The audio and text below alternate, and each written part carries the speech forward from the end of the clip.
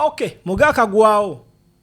European Parliament evuddeyo ne summoninga government ya Uganda era ne bagiyita okugenda mu meeting oba okutuula okutebya kwebyo ebyagwawo mu kunoonya akalulu mu kulonda akalulu n'ebyaguddewo ng'akalulu kawedde. Bampita Kali Lugambo Pro Max Simple MC live kasitalugwawo we pa mbandu funye nendukutuusa kati kola kintu kimu tambuza video making sure buli munna Uganda agifuna.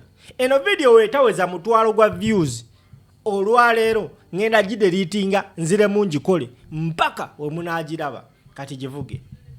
Ntandise bwenti omuntu yenna akyali eyo mukayumbako otudde mukamotokako ku kasimuko muka office ko ng'onyooma omusajja gw'olabawo ku screen Robert Kyagulanyi Ssentamu Bobi Wine tomanyi ky'ozannya nakyo ozannya na muliro. Bobi Wine nga tumaze okulonda akalulu ennaku z'omwezi nga 15 yavaayo ne yeekweka ku b'ebyokwerindirira abaali bamunoonya. Kati tutandise otegeera ensonga lwaki abasajja babadde bafeffetta Bobi Wine buli wamu. Kagenda kuba kawanvu naye nkusaba tuula wansi okawulirize mpaka lwe kaggwayo kubanga bino togenda biraba ku TV, togenda biwulira ku radio, togenda biraba mu mpapula z'amawulire. Nze kino nkigambye wano ogenda bifuna voga video Bampita Simple. Emu ku nsonga lwaki yalina okwekweka okwosejje we yabadde nga ali mu Geneva Summit yavuddeyo n'ategeeza ensi yonna nti nabadde nina okwekweka nsobole okutuuka ku lunaku nga luno otegeeza eggwanga biki ebyatuuka mu Uganda mu biseera nga tunoonya akalulu olunaku lwe twalonda akalulu ne time nga tumaze akalulu bamaze okulangirira Museveni atawangula akalulu. Now, just a few hours ago, European Parliament evuddeyo neweereza government ya mwami Museveni ekipapula ekibaluwa kibakuntumye nga babayita babeetaaga okuvaayo okujja okunnyonnyola okutebya ebyatuuka mu kalulu n'ebyo Robert Kyagulanyi Ssentamu Bobi Wine byazzenga agamba ensi ebyabadde mu kalulu. Remember bavaayo ne batuula European Parliament era ababaka abasoba 50 bavaayo ne bavotinga in favor of what they are decided to they are discussed ku nsonga za Uganda ne bayisa na resolutions. Now ekibaluwa gwe sebo bannyabo nfunye omukisa nze omu ku bannayuganda bannamukisa abafunye omukisa okigwako era kiwandiikiddwa kiriko delegation to the African EU Parliamentary Assembly draft Uganda meeting Monday ennaku z'omwezi nga 23 February 2026 from 16:00 to 17:30 Brussels. Adoption of agenda, approval of minutes of meeting of 14th January 2026. Gwesebo njagala otambuze video eno. Now, number 3, chairman announcement, exchange of views on the political situation in Uganda, specifically on the conduct of the 2026 elections and the post-electoral situations in the presence of kati nno wano njagala osokoka posingemu bagambye gwalaba video eno emu ku ensonga eyayisizza gavumenti ya Museveni okwennyonnyolako yabadde conduct of the 2026 elections and the post-electoral situation in the presence of bebayise agenda okunnyonnyola ensonga eno ye representative wa Uganda mu European Union omukyala Miriam Blackso, ambassador of the Republic of Uganda and permanent mission to the European Union. Ono yakiukirira Uganda mweyo assembly omukyala Miriam Blackso. Wagenda kubeerawo representative of the AU, COMESA and IGAD election observation mission to Uganda election TBC. Wagenda kubeerawo leadership of the National Unity Platform, main opposition party in Uganda. Wagenda kubeerawo Mr. Jonas John, head of Unit Horn of Africa and East Africa European External Action Service. Mu bantu abayitiddwa bayise owa ambassador wa Uganda atenga permanent mission to EU omukyala Miriam Blackso, ne bayita leadership of the National Unity Platform. Bano bagenda tuula wali eri batandiko Babittebye. Kati video evudde ku nnyanjola njagala ogitambuze banempulira nina amaanyi. Tambuza video bambita simple. Mu bantu be bayise okubeerawo oba okubitebya ye mukyala Miriam Blackso. Gwe ssebo bannyabo atulaba atamanyi mukyala oyo gwe bayita Miriam Blackso, gwe bayise agenda okubanga oba ngamba awolereza oba ngambe abitebya gwe nkuleetedde olwaleero. Omukyala Miriam Blackso gwe bayise okubeerawo ku saidi ya Museveni, kati njagala mukunnyonnyole yaani. Okusinziira ku mukutu ogwa Wikipedia gututegeeza nti Miriam Blackso, born in 1956, is the Netherlands-born Ugandan ambassador to Belgium, the Netherlands, Luxembourg and EU. Ono mukyala ye ambassador wa Uganda. Ye ambassador wa Uganda mu Belgium, mu Netherlands, mu Luxembourg ne East European Union. Ye ambassador atukiikirira. She is a member of the National Resistance Movement, the party led by Yoweri Museveni, that has been in power since 1986. Ono mukyala Miriam Blackso gwe bayise okubanga abitebya ku saidi ya Museveni. Mukyala ono mu Netherlands naye yafuuka munna Uganda. Ye ambassador wa Uganda mu Belgium, ye ambassador wa Uganda mu Netherlands, ye ambassador wa Uganda mu Luxembourg, ate ye ambassador ye representative wa Uganda mu EU, European Union. Ono mukyala ali mu kibiina ekya National Resistance Movement, ekibiina ekikulemberwa Yoweri Kaguta Museveni. Kati njagala owulirize video eno gitambuze. Education career: black and a master of law degree at Utrecht University before working as a protection officer with UNHCR in Nairobi. When she became deputy ambassador to Brussels in 2003, she voluntarily relinquished her Dutch citizenship to become a Uganda. Ono mukyala we yafuuka deputy ambassador mu Brussels omwaka gwa 2003, yakyusa obutuuze bwe obwa Budachi n'afuna obutuuze bwa Uganda. Ng'amaze okukyusa obutuuze bwe okuva mu Budachi mpaka okufuuka omuna Uganda omujjuvu, she married NRM fighter Ronald Bata and they had 2 sons. Before Museveni came to power, she helped Janet Museveni and her children get asylum in Sweden.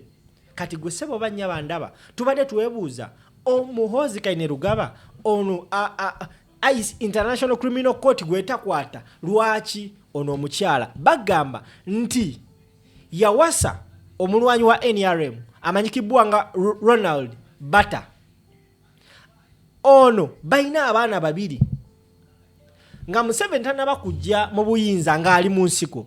Ono omukyala Miriam Blackso yayamba mukyala wa Museveni Janet Museveni n'abaana be okubafunira asylum mu Sweden. Era ne bagamba nti she has defended Uganda human rights violation and the presence of safe house in Uganda.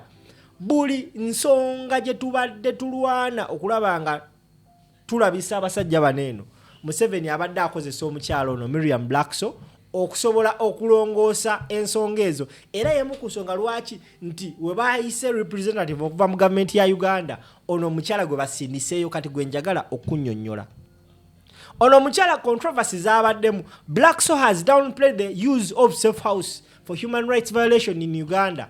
I know na yagamba bwati mbu I know there are safe house but I don't know if people are tortured there. I think safe houses exist everywhere, not just in Uganda. Okumanya ngono omukyala kino ekikazi kimanyira. Bakibuuzaako emabega kaawo nti safe house zitulugunya abantu. N'agamba nti akimanyi ndi waliwo safe house mu Uganda. Naye takimanyi nti mu safe houses eziri mu Uganda batokyalinga abantu. Newankubadde ng'obujulizi n'obukakafu abantu badde nga babuteekayo mu public domain. Ne bagenda maaso ne bagamba nti at the International Court of Justice where she represents Uganda, she denied that the human rights violations were a daily occurrence in Uganda. Yono omukyala Miriam Black Soul. Now, gwe ssebo bannya bandaba ebbanga lyonna tubadde twebuuza lwaki Uganda ekola complaints ku International Criminal Court ICC nenga ICC yesuliddeyo gwa naggamba. Njagala kukakasa ebigambo bino Museveni yali yeteekateeka dda ono omukyala okumuwa ebifo okubeera nga ambassador wa Uganda mu Belgium, Netherlands, Luxembourg ne EU. It was not a mistake, it was a well calculated move okusobola okumuyamba omutaasa ku nsonga. Ono omukyala Miriam Black Soul bagambye yayambako mukyala wa Museveni okufuna asylum n'abaana abo Muhoozi nga bakyali bato mu lutalo. Ono omukyala yabataasa. Now webuuza lwaki Muhoozi akola ebintu ebimu ICC n'emulaba bulabi. This woman ayina omukono gw'amaanyi nnyo mu ICC. Yensonga lwaki basiba bagamba bana Uganda muli ku lwammwe. Okategedde. Now kati njagala nnyongera okutegeeza nti lwaki omukyalo ono w'amaanyi nnyo era lwaki mwana Museveni omukyalo ono amwagala amubeere ku kido. Olunaku Nobati Mau lwe yava wano e Uganda n'agenda mu International Criminal Court gwe ssebo bannya bandaba ono mukyala yali naye ka video nkafunye. When you see that clip, ladies and gentlemen, Nobati Mau nga abuuza president wa ICC eyavaako omukyala yali ayambadde ekikofiira yoyo omukyala Miriam Black Soul. Omukyala oyo gwolengera abali mu makati oyo ye Miriam Black Soul. Era Nobati Mau tuuka ku ICC International Criminal Court, he was received by Miriam Black Soul n'amutwala oyo mwami gwolaba ye yali former president wa ICC naye yavaako ne kuddako president omulala bassemu ne bannyawo. Now guess what? Kati wano nno we wagenda okuva bakuyita batya? Waneeno we wali okulya n'okkomba essowaani. Njagala ovuga vidiyo eno. We bajjako omwami oyo kuba president wa ICC International Criminal Court bateekako omukyala oyo. Omukyala oyo kati ye president wa ICC. Era omukyala oyo we bamala omuwa obwa president yajjako ku bugenyi wane Uganda. Era mu kujja wane Uganda yajja n'omukyala oyo Miriam Black Soul. Bakyazibwa oba bayanirizibwa Nobati Mau, Minister wa Justice and Constitutional Affairs. Now, mu post Nobati Mau gye yateeka ku mukutu ogwa X gwe ssebo bannya batulaba.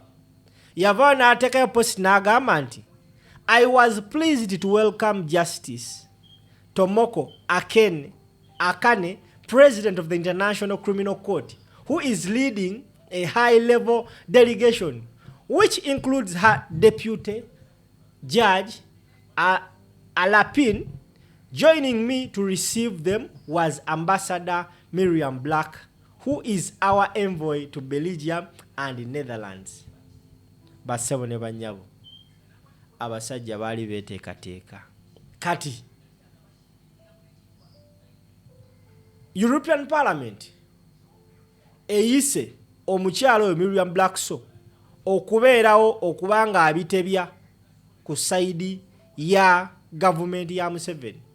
In her presence, of course, era bayise leadership of the National Unity Platform. Kyesimanyi ani agenda okiikirira National Unity Platform because twetaaga omuntu nga I actually don't know. I don't know. Ensonga zino abasinga twazirabanga ez'okusaaga. Now, okutyobola kw'eddembe kungi nnyo mu Uganda. Era ndi wano okutegeeza abamanyi abatusingako batugamba nti zino meeting ze bakola ziyinza obutayamba kujjako Museveni okusinziira ku batunuulizi b'ensonga z'ebyobufuzi. Naye bagamba nti ensonga zino wabula zisobola okutuyamba okutuuka ku nsonga enkulu eyinza okujjako Museveni. Right now ensonga za Uganda zikyali mu kakiiko ka EU aka human rights violation. Naye singa ziva mu kakiiko ka human rights violation ne zisumuka ne zidda mu kakiiko ka security, ataawo kiba kiralamu. Kati waneeno we tuli mu kulwana, naye ne bwe tulwana tutya ne bana abasajja nabo tebatudde. Abasajja tebatudde. Ebikonge ebiyinza okuwa decision esembayo okusindika bakuntumi omusajja bamukime ono omusajja Museveni abiyina mu ttaano ze. What have we done okulaba nga naffe tulwana is one thing kulabisa. Many of us didn't know about this woman, how powerful she is. Naye tufubanyola nga tukola video zino mutegeere oba oli awo gwe Munnayuganda ndaba musobole okubanga mwongera sharinga video. I know very many Ugandans that live in Netherlands. I think it is now high time. It is now high time okutandika okulaga nti yes, we need to come out and protest in huge numbers. Okufuna akanyonyo ba train okuva mu UK ogenda Netherlands ense zirinaanyaawo. I believe Ugandans otuchikola ne tubeera in large numbers tusobola okubanga tutekawo statement because ennaku z'omwezi nga 23 wagenda okutula meeting yen. Eno delegation lwegenda otuula era egenda kubeera mu Brussels, and I strongly believe banyinya abali mu Netherlands abamanyi ekifo kino wekiri. So it will make sense singa banji musobola okwegatta ku envoy because bayise leadership ya National Unity Platform, bayise Miriam Blackso, ambassador of the Republic of Uganda and pattern mission to the European Union. Ne bayita ne leadership eya National Unity Platform, main opposition party in Uganda. Ensonga lwaki bayise meeting yeno basinzidde ku the conduct of the 2026 election and the post-electoral situations in the presence of Miriam Blackso. Bagenda kwogera ku nsonga y'akalulu akakaggwa. So right now I strongly believe nti ekibiina obukulembeze bwa NUP abagenda tukikiiramu eno meeting obukakafu n'obujulizi proof of what they have been talking about babuyina. Era nkiwa tetwewunya nnyo nga mu ngeri ya Babittebye style n'omukulembeze gyali kijja kukola no more sense, kijja kukolera ddala more sense n'amawulire. Kati yon kibayita okunyeenya n'okuyuuya omusajja. Abantu abali balowooza nti Kyagulanyi Ssentamu Robert Bobi Wine ebintu byaliko bya muzannyo. Now ndowooza gwe wena abadde azoleya otegedde ensonga lwaki omusajja ono badde bamunoonya misana na kiro. Because singa baali bamufuna wano wona abasajja tebandituuseewo, Bobi Wine teyandi addressinze Geneva Summit. EU Parliament ensonga zo teyanditsaddemu maanyi. Naye okubeera kwa Bobi Wine ng'ali free newankubadde ng'ali mu dduka kimuyamba okunyiganyiga amapeesa ge yali alina onnyiga n'okukuba obusimu ensi emanye. Of course we know nga we nkugambye abatunzi b'ebyobufuzi bagamba nti zino okutula mu parliament ya EU okuyita meeting ono tekigenda kujjako Museveni, naye ate kino kisobola otupushinga ku button eddako esobola okujjako Museveni. Okategedde gwandaba nagambye kagenda beera kawanvu kati njagala onyambo ogitambuze amanya bampita simple tukwatagane ate later on.